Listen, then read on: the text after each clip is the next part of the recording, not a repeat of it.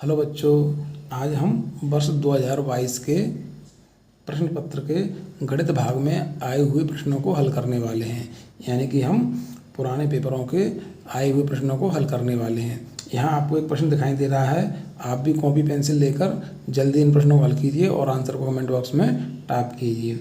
आपकी तैयारी अच्छी चल रही होगी। यदि आप मेरे चैनल पर नए हैं तो सबसे पहले चैनल को सब्सक्राइब कर लीजिए।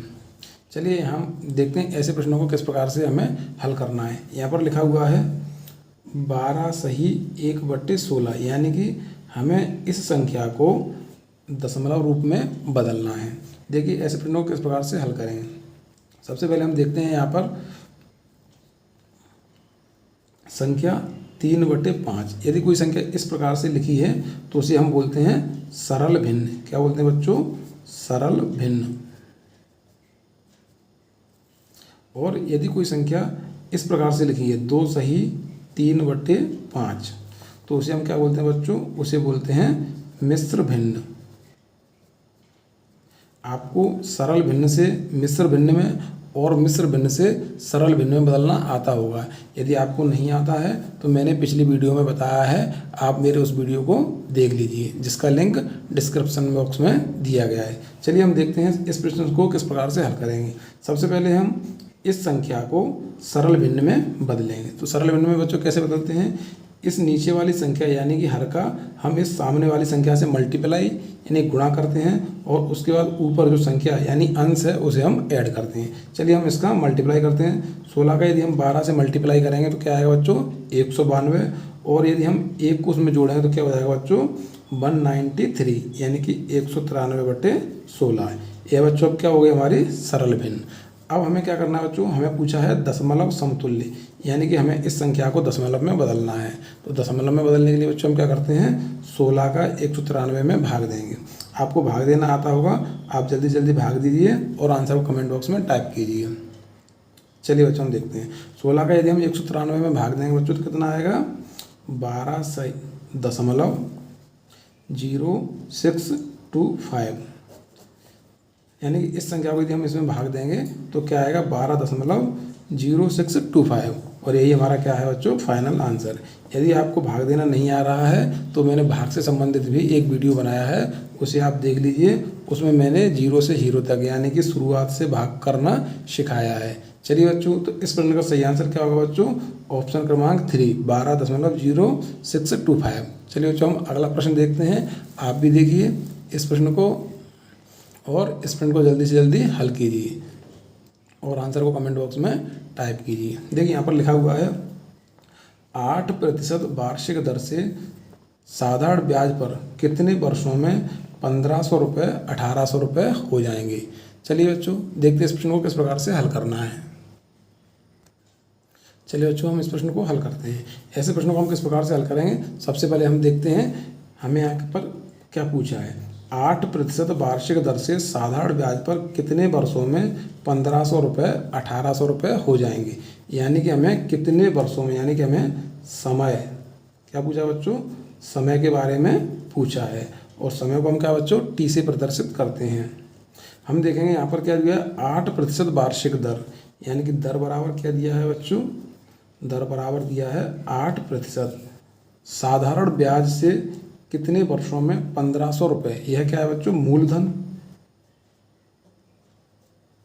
मूलधन P बराबर कितना दिया है बच्चों? 1500 रुपये। अब हम देखेंगे यहाँ पर दिया 1800 रुपये हो जाएंगे, यानी कि 1500 रुपये में हम साधारण ब्याज को जोड़ें तो हमारा मिश्रधन यानी कि कितना हो जाएगा? 1800 रुपये हो जाएगा। तो देखिए मिश्रधन कितना दिया है बच्चों? मिश्रधन दिया है हमारा 1800 रुपये। क्योंकि हम देखेंगे यह हमारे पास क्या है? मूलधन और यह क्या है? मिश्रधन। तो ब्याज बराबर क्या होता है बच्चों? ब्याज बराबर होता है मिश्रधन माइनस मूलधन। क्योंकि हमें ब्याज की आवश्यकता है इसलिए हम यहाँ से ब्याज निकालेंगे। तो जब मिश्रधन यानी कि 1800 माइनस 1500, जब 1800 में से हम 1500 को कम करेंगे बच्चों कितना आएगा? 300 रुपये। तो ब्याज बराबर यानी कि SI, ब्याज बराबर कितना हो गया बच्चों? 300 रुपये।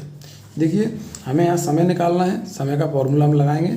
समय यानी कि टी बराबर होता है SI यानी कि साधारण ब्याज इंटू 100 बटे मूलधन यानी P इंटू दर यानी कि R। यह क्या होता है बच्चों? समय निकालने का फॉर्मूला होता है। आप इसको याद कर लीजिए। चलिए हम इसमें मान रखते हैं टी बराबर सिंपल इंटरेस्ट यानी ब्याज बराबर क्या दिया है बच्चों? 300 रुपये इंटू 100 P यानी कि मूलधन बराबर कितना दिया है बच्चों? 1500 रुपये। आपको भी हल करना आता होगा, आप भी जल्दी जल्दी हल कीजिए मेरे साथ में। अब हम देखेंगे दर बराबर कितने दिया है बच्चों? 8%। इसको हम हल करेंगे। देखिए 2 जीरो से 2 जीरो कट जाएगी। 15 का यदि हम 300 में भाग देंगे तो कितनी बार जाएगा बच्चों? 20 बार। देखिए अब हमारे पास क्या बचा हुआ है? 20 बटे 8। यदि हम इसमें 4 का भाग देंगे तो 4 पंजे 20, 4 दूने 8। हमारे पास क्या बचा होगा बच्चों? 5 बटे 2। देखिए यहाँ पर हम देखेंगे ऐसा ऑप्शन में कहीं भी नहीं दिया है, यानी कि हमारे पास क्या है अभी? सरल भिन्न में है, क्योंकि इसमें क्या दिया हुआ है बच्चों? मिश्र भिन्न में दिया हुआ है। इससे पहले प्रश्न में मैंने आपको सरल भिन्न से मिश्र भिन्न में और मिश्र भिन्न से सरल भिन्न में बदलना सिखाया था। चलिए हम देखते हैं इसको सरल भिन्न से मिश्र भिन्न में कैसे बदलेंगे। तो इस संख्या का हम इसमें भाग देंगे बच्चों। कितनी बार जाएगा बच्चों? 2 बार। और एक हमारा रिमाइंडर यानी कि शेष बचेगा, और जो नीचे संख्या रहती है उसे हम नीचे ही लिखते हैं। तो देखिए इसे हमने क्या कर दिया है? मिश्र भिन्न में बदल दिया है। तो देखिए टी यानी कि समय बराबर कितना हो गया बच्चों? 2 सही 1 बटे 2 वर्ष। देखिए ये हमारा क्या है बच्चों? फाइनल आंसर है। देखिए कौन से ऑप्शन में दिया हुआ है? ऑप्शन क्रमांक 3 में यह दिया हुआ है 2 सही 1 बटे 2। तो यही इस प्रश्न का सही आंसर है। अब आपको समझ में आ गया होगा कि किस प्रकार से हमें निकालना है। चलो बच्चों हम एक अगला प्रश्न देखते हैं। यह बहुत ही आसान प्रश्न है। आपने इस प्रश्न को हल किया होगा। यदि आपको नहीं आ रहा है तो मैं अभी एक ट्रिक बताने वाला हूं, और वीडियो पसंद आया हो तो लाइक करें और सब्सक्राइब करें। चलिए बच्चों हम इस प्रश्न को हल करते हैं और देखते हैं कैसे हल करना है हमें। चलिए बच्चों हम देखते हैं ऐसे प्रश्नों को हमें किस प्रकार से हल करना है। यदि इस प्रकार के प्रश्न दिए हों परीक्षा में, किसी वस्तु पर 20% की कमी और उसी वस्तु को बेचने पर 20% की वृद्धि, यानी कि उसी वस्तु में पहले कमी हो रही है फिर वृद्धि हो रही है, या फिर पहले वृद्धि हो रही है फिर कमी हो रही है, तो ऐसे प्रश्नों को हमें किस प्रकार से हल करना है। मैं आपको एक सूची बना के दे रहा हूँ, उसे आप याद कर लीजिए।